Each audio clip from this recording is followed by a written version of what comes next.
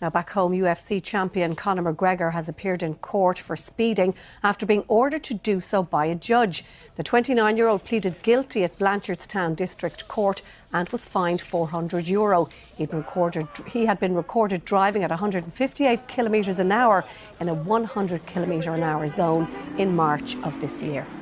Well, our crime correspondent Paul Reynolds joins us now. Paul Reynolds, the judge in this case, adamant that Conor McGregor should appear before her today. What did she say?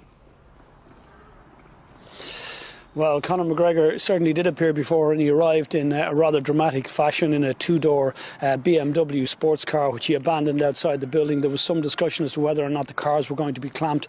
The Gardaí decided that this was not the case, and the case went ahead inside. Conor McGregor was sitting in court. His solicitor, when the guard gave evidence, a Garda William Dempsey, said that Conor McGregor had been recorded driving at 158 kilometres on the Naas Road in a 100 kilometre zone on the 31st of March last.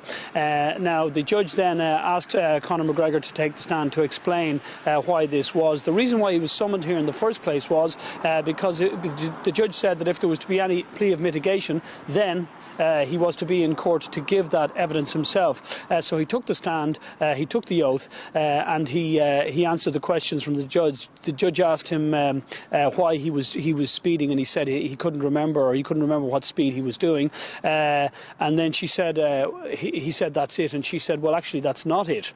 And he said, well, what I did here was that I did try to pay for it. There was evidence given in court that Mr. McGregor did try to pay the speeding fine, but for some reason wasn't able to do so. At that stage, his solicitor intervened and said that Conor McGregor was pleading guilty. There would really be no mitigating evidence, and whatever fine was to be imposed, he would accept.